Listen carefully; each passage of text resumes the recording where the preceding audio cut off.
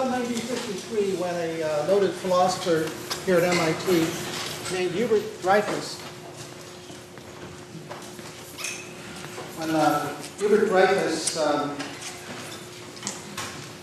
wrote a paper about 1963 in which he alleged, had a subject, had a heading titled, "Computers Can't Play Chess." Of course, he was subsequently invited over to the Artificial Intelligence Laboratory to play the Greenblatt chess machine, and of course he lost. Whereupon Seymour Papert wrote a rebuttal to Dreyfus's famous paper, which had a subject heading, "Dreyfus Can't Play Chess Either." But in a strange sense, Dreyfus might have been right, and would have been right if he were to have said, "Computers can't play chess the way humans play chess yet." In any case, around about 1968, a chess master named David Levy bet noted founder of artificial intelligence John McCarthy that no computer would beat the world champion within 10 years. And 5 years later, McCarthy gave up because it had already become clear that no computer would win in a way that McCarthy wanted it to win, that is to say, by playing chess the way humans play chess. But then 20 years after that, in 1997, Deep Blue beat the world champion, and chess suddenly became uninteresting. But we're going to talk about games today because there are elements of gameplay that do model some of the things that go on in our head. And if they don't model things that go on in our head, they do model some kind of intelligence. And if we're to have a general understanding of what intelligence is all about, we have to understand that kind of intelligence too. So we'll start off by talking about various ways that we might design a computer program to play a game like chess. And we'll conclude by talking a little bit about what Deep Blue adds to the mix other than tremendous speed. So that's our agenda. By the end of the hour, you'll understand and be able to write your own Deep Blue if you feel like it. First, we want to talk about how it might be possible for a computer to play chess. And let's talk about several approaches that might be possible.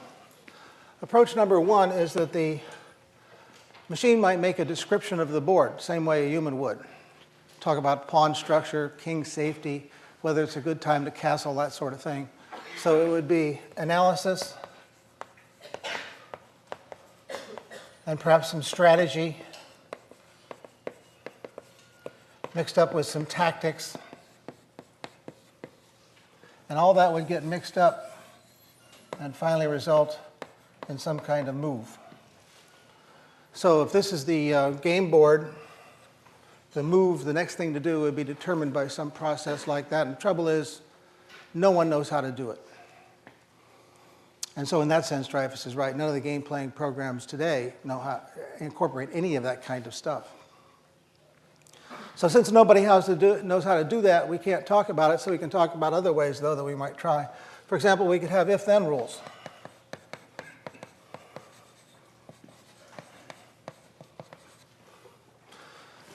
How would that work? That would work this way. You look at the board, represented by this node here, and you say, well, if it's possible to move the queen pawn forward by one, then do that. So it doesn't do any evaluation of the board. It doesn't try anything. It just says, let me look at the board and select a move on that basis. So that would be a way of approaching a game situation like this. Here's the situation. Here are the possible moves, and one is selected on the basis of an if-then rule, like so. And nobody can make a very strong chess player that works like that. Curiously enough, someone has made a pretty good checkers playing program that works like that. Checks to see what moves are available on the board, ranks them, picks the highest one that's available. But in general, that's not a very good approach. It's not very powerful. You couldn't make well, when I say couldn't, it means I can't think of any way that you could make a strong chess playing program that way. So a third way to do this is to look ahead and evaluate. And what that means is you look ahead like so, you see all the possible consequences of moves, and you say, which of these board situations is best for me? So that would be an approach that comes in here like so and says, which one of those three situations is best? And to do that, we have to have some way of evaluating the situation, deciding which of those is best. Now I want to do a little brief aside, because I want to talk about the mechanisms that are popularly used to do that kind of evaluation. In the end, there are lots of features of the chess board. Let's call them F1, F2, and so on. And we might form some function of those features, and that overall is called the static value. So it's static because you're not exploring any consequences of what might happen. You're just looking at the board as it is, checking the king's safety, checking the pawn structure. Each of those produces a number, feeds into this function. Out comes a value, and that is a value of the board seen from your perspective. Now, normally, this function g is reduced to a linear polynomial. So in the end, the most popular kind of way of forming a static value is to take f1, multiply it times some constant c1, add c2, multiply it times f2,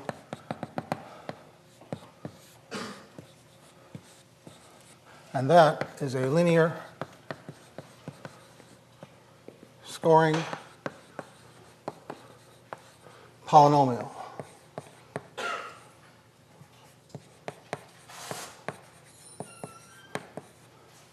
So we could use that function to produce numbers from each of these things and then pick the highest number, and that would be a way of playing the game. Actually, a scoring polynomial is a little bit more than we need, because all we really need is a method that looks at those three boards and says, I like this one best. It doesn't have to rank them. It doesn't have to give them numbers. All it has to do is say which one it likes best. So one way of doing that is to use a linear scoring polynomial, but it's not the only way of doing that. So that's number 2 and number 3. But now what else might we do? Well, if we reflect back on some of the searches we talked about, what's the base case against which everything else is compared? What's the way of doing search that doesn't require any intelligence, just brute force? We could use the British Museum algorithm and simply evaluate the entire tree of possibilities. I move, you move, I move, you move, all the way down to what? Maybe 100, 50 moves. You would do 50 things, I do 50 things.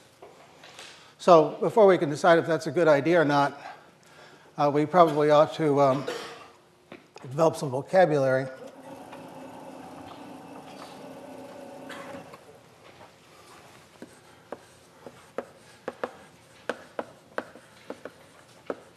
So consider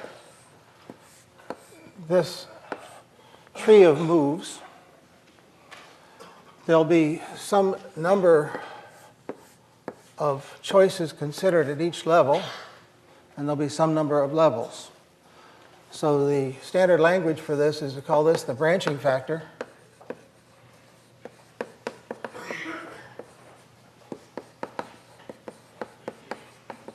And in this particular case, b is equal to 3. This is the depth of the tree, and in this case, d is 2. So now that produces a certain number of terminal or leaf nodes.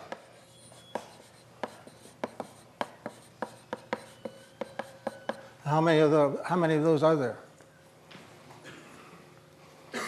Well, that's a pretty simple computation, right? It's just b to the d, right, Christopher?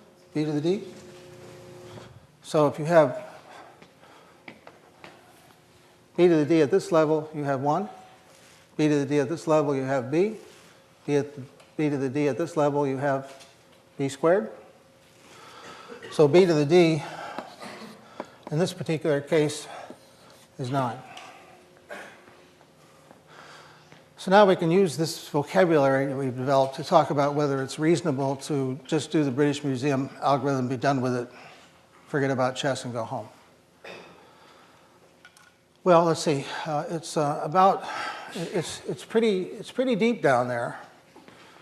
If we think about chess, and we think about a standard game which each person does 50 things, that gives a d of about 100. And if you think about the branching factor in chess, it's generally presumed to be, depending on the stage of the game and so on and so forth. It varies, but it might average around 14 or 15. If it were just 10, that would be 10 to the hundredth, right?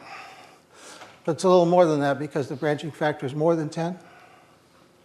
So in the end, it looks like, according to Claude Shannon, there are about 10 to the 120th leaf nodes down there. And if you were going to do a British Museum treatment of this tree, you'd have to do 10 to the 120th static evaluations down there at the bottom, if you're going to see which one of the moves is best at the top. So is that a reasonable number? You know, it didn't used to seem practicable. It used to seem impossible. But now we've got cloud computing and everything, and maybe we could actually do that. Right? What do you think, Manasseh? Can you do that? Get enough computers going in the cloud? You're not sure? Should we work it out? Let's work it out. I need some help, especially from any of you who are studying cosmology. So we'll start with how many atoms are there in the universe? Volunteers? 10 to the... No. 10 to the 38th has been offered. That's way too low. Last time I looked, it was about 10 to the 80th atoms in the universe.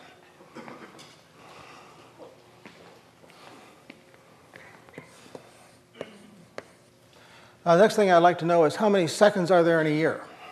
It's a good number to have in your, memorized.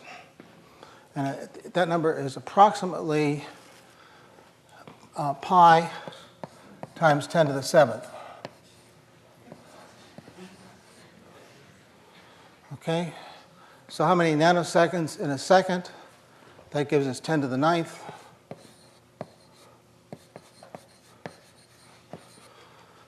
And at last, how many years are there in the history of the universe? What? Huh? She offers something on the order of 10 billion. Okay, maybe 14 billion. But we'll say 10 billion to make our calculation simple. So that's 10 to the 10th years. So if we add all that up, 80, 90 plus 16, that's 10 to the 106 year, 10 to the 106th nanoseconds in the history of the universe, multiplied times the number of atoms in the universe. So if all of the atoms in the universe were doing static evaluations at nanosecond speeds since the beginning of the Big Bang, would still be 14 orders of magnitude short. So it'd be a pretty good cloud. We'd have to harness together lots of universes to do it. So the British Museum algorithm is not going to work.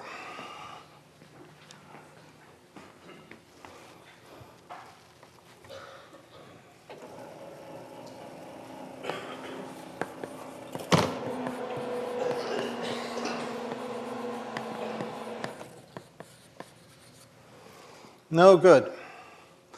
So what we're going to have to do is we're going to have to put some things together and hope for the best. So the fifth way is the way we're actually going to do it. And what we're going to do is we're going to look ahead, not just one level, but as far as possible.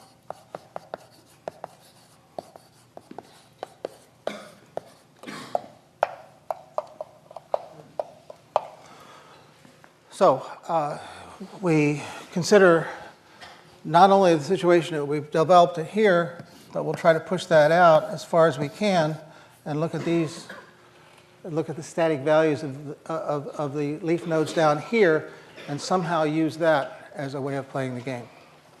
So that is number 5, and number 4 is going all the way down there. And this, in the end, is all that we can do. This idea is multiply invented, most notably by Claude Shannon and also by Alan Turing, who I found out from a friend of mine spent a lot of lunchtime conversations. They spent a lot of lunchtime conversations talking with each other about how a computer might play chess against the future when there would be computers. So Donald Mickey and Alan Turing also invented this over lunch while they were taking some time off from cracking the German codes. Well, what is the method? I want to illustrate the method with the simplest possible tree. So we're going to have a branching factor of 2, not 14, and we're going to have a depth of 2, not something highly serious. So here's the game tree, and there are going to be some numbers down here at the bottom. And these are going to be the value of the board from the perspective of the player at the top. And let us say that the player at the top would like to drive the play as much as possible toward the big numbers. So we're going to call that player the maximizing player. He would like to get over here to the 8, because that's the biggest number. There's another player, his opponent, which we'll call the minimizing player, and he's hoping that the play will go down to the board situation that's as small as possible, because his view is the opposite of the maximizing player. All right? Hence the name Minimax. But how does it work? Do you see which way the play is going to go? How would you decide which way the play is going to go? Well, it's not obvious at a glance. Do you see which way it's going to go? It's not obvious at a glance. But if we do more than a glance, if we look at the situation from the perspective of the minimizing player here at the middle level, it's pretty clear that if the minimizing player finds himself in that situation, he's going to choose to go that way. And so the value of this situation from the perspective of the minimizing player is 2. He'd never go over there to the 7. Similarly, if the minimizing player is over here with a choice between going toward a 1 or toward an 8, he'll obviously go toward a 1. And so the value of that board situation from the perspective of the minimizing player is 1. So now we've taken the scores down here at the bottom of the tree and we back them up 1 level. And you see how we can just keep doing this? Now the maximizing player can see that if he goes to the left, he gets a score of 2. If he goes to the right, he only gets a score of 1. So he's going to go to the left. And so overall then, the maximizing player is going to have a 2 as the perceived value of that situation there at the top. So that's the Minimax algorithm. It's very simple. You go down to the bottom of the tree, you compute static values, you back them up level by level, and then you decide where to go. And in this particular situation, the maximizer goes to the left and the minimizer goes to the left too, so the play ends up here, far short of the 8 that the maximizer wanted and less than the 1 that the minimizer wanted. But this is an adversarial game. You're competing with each other, so you don't expect to get what you want. All right? So maybe we ought to see if we can make that work.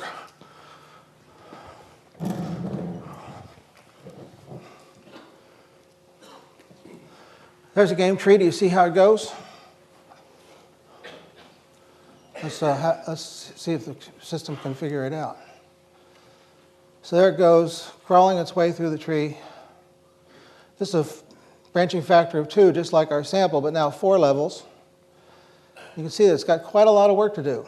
It's 2 to the what? 2 to the 4th. That's 1, 2, 3, 4. 2 to the 4th. 16 static evaluations to do. So it found the answer, but it's a lot of work. we could get a new tree and restart it, maybe speed it up. It goes down that way, get a new tree. Those are just random numbers, so each time it's going to find a different path through the tree according to the numbers that it's generated. Now 16 isn't bad, but if you get down there around 10 levels deep and your branching factor is 14, well, we know those numbers get pretty bad because the number of static evaluations due down there at the bottom goes as b to the d. That's exponential. And time has shown that if you get down about 7 or 8 levels, you're a jerk. And if you get down about 15 or 16 levels, you beat the world champion. So you'd like to get as far down in the tree as possible, because when you get as far down into the tree as possible, what happens is that these crude measures of board quality begin to clarify. And in fact, when you get far enough, the only thing that really counts is piece count, one of those features. So if you get far enough, piece count and a few other things will give you a pretty good idea of what to do, if you get far enough.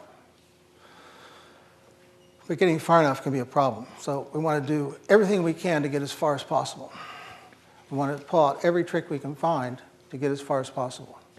Now, you remember when we talked about branch and bound, we knew that there were some things we could do that would cut off whole portions of the search tree. And so what we'd like to do is find something analogous to this world of games that will cut off whole portions of the search tree so we don't have to look at those static values. So what I want to do is I want to come back and redo this thing. But this time I'm going to compute the static values one at a time. I've got the same structure in the tree. And just as before, I'm going to assume that the top player wants to go toward the maximum values and the next player wants to go toward the minimum values. But none of the static values have been computed yet. So I better start computing them. That's the first one I find, 2. Now, as soon as I see that 2, as soon as the minimizer sees that 2, the minimizer knows that the value of this node can't be any greater than 2, because he'll always choose to go down this way if this branch produces a bigger number. So we can say that the minimizer is assured already that a score there will be less than 2, equal to or less than 2. So now we go over and compute the next number. There's a 7. Now he knows it's exactly equal to 2 because he'll never go down toward a 7. As soon as the minimizer says equal to 2, the maximizer says, okay, I can do equal to or greater than 2. All right? 1. Minimizer says equal to or less than 1. Now what? Compare those two numbers. The maximizer knows that if he goes down here, he can't do better than 1. But he already knows if he goes over here, he can get a 2. So it's as if this branch doesn't even exist, because the maximizer would never choose to go down there. And so you have to see that, because this is the important essence of the notion of the alpha-beta algorithm, which is a layering on top of Minimax that cuts off large sections of the search tree. So one more time. We've developed the situation so we know that the maximizer gets a 2 going down to the left, and he sees that if he goes down to the right, he can't do better than 1, so he says to himself, it's as if that branch doesn't exist, and the overall score is 2, and it doesn't matter what that static value is. It can be 8, as it was. It can be plus 1,000. It doesn't matter. It can be minus 1,000. Or it could be plus infinity or minus infinity. It doesn't matter, because the maximizer will always go the other way. So that's the alpha-beta algorithm. Can you guess why it's called the alpha-beta algorithm? Well, because in the algorithm there are 2 parameters, alpha and beta. So it's important to understand alpha-beta is not an alternative to Minimax. It's Minimax with a flourish. It's something layered on top. Like we layered things on top of branch and bound to make it more efficient. We layer stuff on top of Minimax to make it more efficient. And you say to me, well, that's a pretty easy example, and it is, so let's try a little bit more complex one.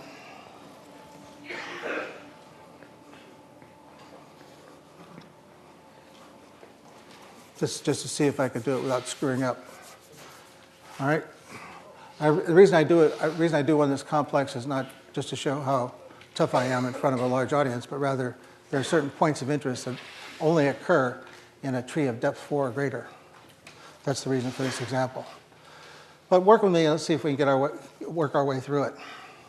What I'm going to do is I'll circle the numbers that we actually have to compute. So we actually have to compute 8. And as soon as we do that, the minimizer knows that that node is going to have a score of equal to or less than 8 without looking at anything else. Then he looks at 7. So that's equal to 7, because the minimizer will clearly go to the right. As soon as that is determined, then the maximizer knows that the score here is equal to or greater than 8. Now we evaluate the 3. The minimizer knows equal to or less than 3. Oh, sorry. Minimizer 7, yeah. Okay, now what happens? Well, let's see. The maximizer gets a 7 going that way. It can't do better than 3 going that way. So we got another one of these cutoff situations. It's as if this branch doesn't even exist. So this static evaluation need not be made. And now we know that that's not merely equal to or greater than 7, but exactly equal to 7. And we can push that number back up. So that becomes equal to or less than 7. Okay, you with me so far? Let's get over on the other side of the tree as quickly as possible. So there's a 9 equal to or less than 9. 8 equal to 8. Push the 8 up, equal to or greater than 8. So the minimizer can go down this way and get a 7. We'll certainly never go that way where the maximizer can get an 8. So once again, we've got a cutoff. And it's as if this branch didn't exist. And that means that these static evaluations don't have to be made. And this value is now exactly 7. But there's one more thing to note here. And that is that not only do we not have to make these static evaluations down here, but we don't even have to generate these moves. So we save 2 ways, both on static evaluation and on move generation. So this is a real winner, this alpha beta thing, because it saves an enormous amount of computation. Well, we're on the way now. The maximizer up here is guaranteed equal to or greater than 7. Has anybody found the winning move yet? Is it to the left? I don't know. We better keep going because we don't want to trust any oracles. So let's see. There's a 1. We've calculated that. The minimizer can be guaranteed equal to or less than 1 at that particular point. Think about that for a while. At the top, the maximizer knows he can go left and get a 7.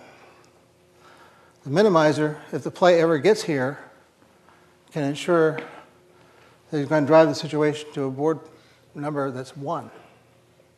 So the question is, would the maximizer ever permit that to happen? And the answer is surely not. So over here, in the development of this side of the tree, we're always comparing numbers at adjacent levels in the tree. But here's a situation where we're comparing numbers that are separated from each other in the tree, and we've still concluded that no further examination of this node makes any sense at all. This is called deep cutoff.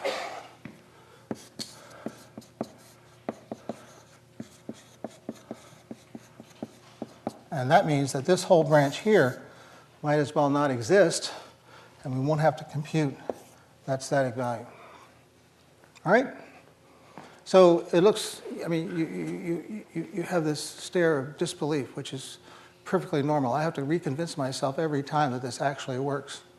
But when you think your way through it, it is clear that these computations that I've X'd out don't have to be made.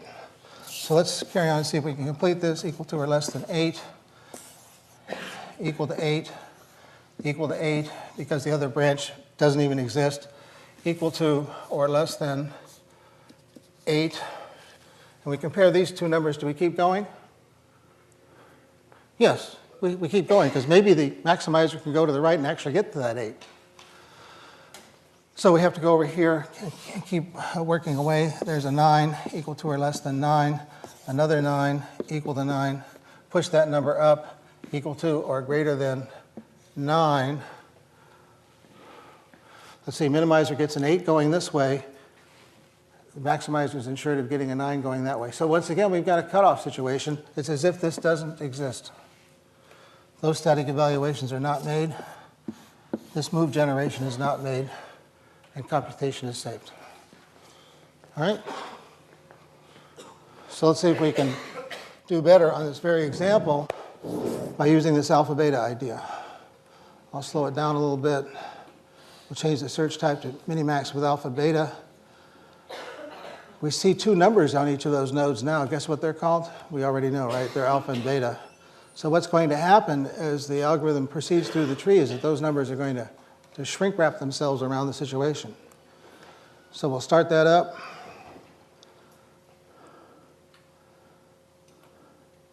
So 2 static evaluations were not made. Let's try a new tree.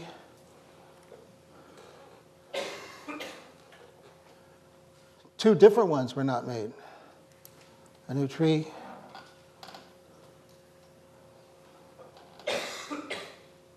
Yet still again, 2 different ones not made. Let's see what happens when we use the classroom example, the one I did up there. Let's make sure that I didn't screw it up. Slow that down to 1.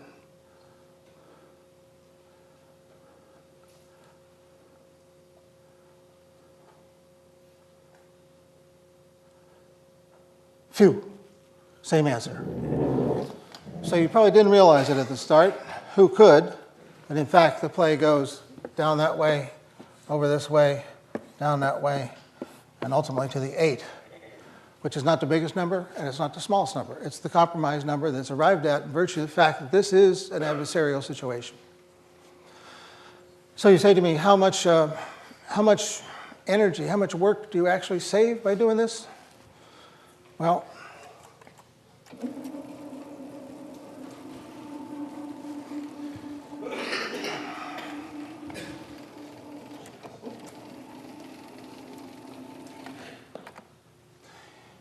it is the case that in the optimal situation, if everything is ordered right, if God has come down and arranged your tree in just the right way, then the approximate amount of work you need to do, the approximate number of static evaluations performed, is approximately equal to 2 times b to the d over 2.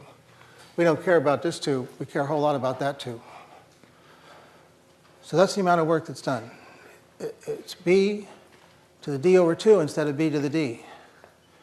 What's that mean? Suppose that without this idea, I can go down 7 levels. How far can I go down with this idea? 14 levels. So it's the difference between a jerk and a world champion. So that, however, is only in the optimal case when God has arranged things just right. But in practical situations, practical game situations, it appears to be the case experimentally that the actual number is close to this approximation for optimal arrangements. So you would never not want to use alpha beta. Saves an amazing amount of time. You can look at it another way. Suppose you go down to the same number of levels. How much less work do you have to do? Well, quite a bit. The square root this month, right? So another way of looking at how it works. So we could go home at this point, except for one problem, and that is that we pretended that the branching factor is always the same. But in fact, the branching factor will vary with the game state, and it will vary with the game. So you can calculate how much computing you can do in 2 minutes, or however much time you have for an average move. And then you can say, how deep can I go? And you won't know for sure because it depends on the game.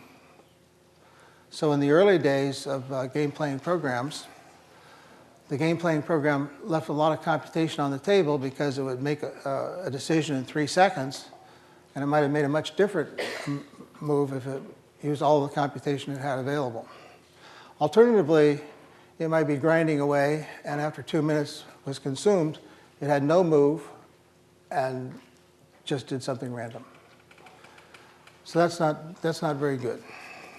But that's what early game playing programs did because no one knew how deep they could go. So let's have a look at the situation here and say, well, here's a game tree. It's a binary game tree. That's level 0. That's level 1. This is level D minus 1. And this is level D. So down here, you have a situation that looks like this. And I've left all the game tree out in between. So how many leaf nodes are there down here? B to the D, right? Oh, I'm going to forget about alpha beta for a moment. As we did when we looked at some of those optimal searches, we're going to add these things one at a time. So forget about alpha beta. Assume we're just doing straight minimax. In that case, we would have to calculate all these static values down here at the bottom, and there are B to the D of those. How many are there at this next level up? Well, that must be B to the D minus 1. How many fewer nodes are there at the second to the last, the penultimate level, relative to the final level? Well, 1 over B, right? So if I'm concerned about not getting all the way through these calculations at the D level, I can give myself an insurance policy by calculating out what the answer would be if I only went down to the D minus 1th level. All right, see how you get that insurance policy? It only costs me, let's say the branching factor is 10. How much does that insurance policy cost me? 10% of my computation. Because I can do this calculation and have a move in hand here at level D minus 1 for only 1/10 amount of the computation that's required to figure out what I would do if I go all the way down to the Dth level. Okay, is that clear? So this idea is extremely important in its general form, but we haven't quite got there yet, because what if the branching factor turns out to be really big and we can't get through this level either? What should we do to make sure that we still have a good move? Right, we can do it at the B minus 2 level. So that would be up here, and at that level, the amount of computation would be B to the D minus 2. So now we've added 10% plus 10% of that, and our knee jerk is beginning to form, right? What are we going to do in the end to make sure that no matter what, we've got to move? We're going to, what's that, Christopher? Start from the very first level and give ourselves an insurance policy for every level we try to calculate. But that might be real costly. So we better figure out if this is going to be too big of an expense to bear. So let's see, if we do what Christopher suggests, then the amount of computation we need in our insurance policy is going to be equal to 1. We're going to do it up here at this level too, even though we don't need it, just to make everything work out easy. 1 plus B, that's getting our insurance policy down here at this first level. And we're going to add B squared all the way down to B to the D minus 1. So that's how much we're going to spend getting an insurance policy at every level. What's the sum of that? High school algebra, right? Let's just do it for fun. Oh, unfortunate choice of variable names. BS is equal to, well, we're going to multiply all those by B.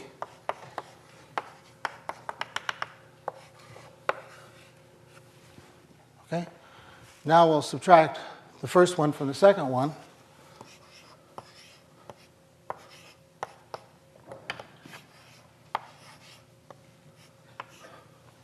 Which tells us that the amount of calculation needed for our insurance policy is equal to B to the D minus 1 over B minus 1. Is that a big number? We can do a little algebra on that and say that B to the D is a huge number, so that minus 1 doesn't count. And B is probably 10 to 15, so B minus 1 is essentially equal to B. So that's approximately equal to b to the d minus 1. So with an approximation factored in, the amount of computation needed to do insurance policy at every level is not much different from the amount of computation needs to get insurance policy at just one level, the penultimate one. So this idea is called progressive deepening.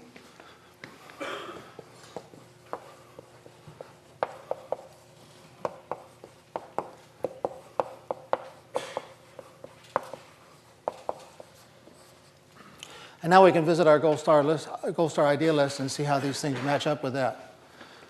First of all, the dead horse principle comes to the fore when we talk about alpha beta, because we note with alpha beta that we can get rid of a whole lot of the tree and not do static evaluations, not even do move generation. That's the dead horse we don't want to beat. There's no point in doing that calculation because it can't figure into the answer. The development of the progressive deepening idea I like to think of as in terms of the martial arts principle. We're using the enemy's characteristics against them. Because of this exponential blow-up, we have exactly the right characteristics to have a move available at every level as an insurance policy against not getting through the next level. And finally, this whole idea of progressive deepening can be viewed as a prime example of what we like to call anytime algorithms that always have an answer ready to go as soon as an answer is demanded. So as soon as that clock runs out at 2 minutes, some answer is available. It'll be the best one that the system can compute in the time available given the characteristics of the game tree as it's developed so far. So there are other kinds of anytime algorithms. This is an example of one. So that's how all game playing programs work. Minimax plus alpha beta plus progressive deepening. Christopher, is alpha beta an alternative to Minimax? No. No, it's not. It's something you layer on top of Minimax. Does alpha beta give you a different answer from Minimax? No. No, it doesn't. Let's see everybody shake their head one way or the other. It does not give you an answer different from Minimax. That's right. It gives you exactly the same answer, not a different answer. It's a speed up. It's not an approximation. It's a speed up. It cuts off lots of the tree. It's dead horse principle at work. Okay? You got a question, Christopher? Yeah. Along the lines of progressively computing the best result, is it possible to almost keep a temporary value of the values you compute along each node of the tree, and then instead? Oh, an excellent suggestion. In fact, Christopher has just, I think if I can jump ahead a couple of steps, I think Christopher has reinvented a very important idea. Progressive deepening not only ensures that you get a better answer, progressive deepening not only ensures you have an answer at any time, it actually improves the performance of alpha beta when you layer alpha beta on top of it. Because these values that are calculated at intermediate parts of the tree are used to reorder the nodes under the tree so as to give you maximum alpha beta cutoff. I think that's what you said, Christopher. But if it isn't, we'll talk about your idea after class. Sure. So this is what every game playing program does. So how is Deep Blue different? Not much.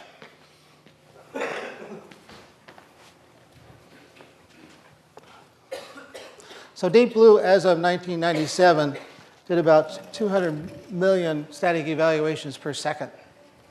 And it went down, using alpha beta, it went down about 14, 15, 16 levels. So Deep Blue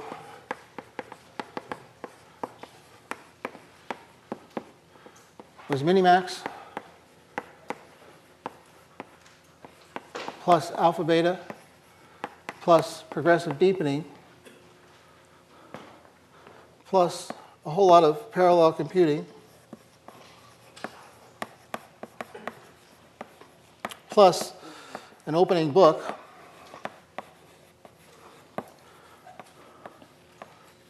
plus special purpose stuff for the end game plus perhaps the most important thing,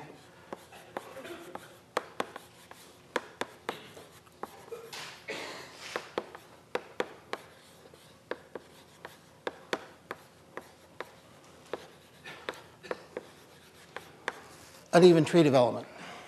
So far, we pretended that the tree always goes out in an even way to a fixed level. But there's no particular reason why that has to be so. Some situation down at the bottom of the tree may be particularly dynamic. In the very next move, you might be able to capture the opponent's queen. So in circumstances like that, you want to blow out a little extra search.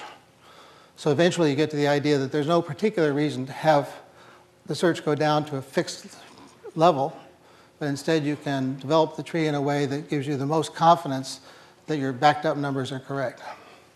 And so that's the most important of the extra flourishes added by Deep Blue when it beat Kasparov in 1997.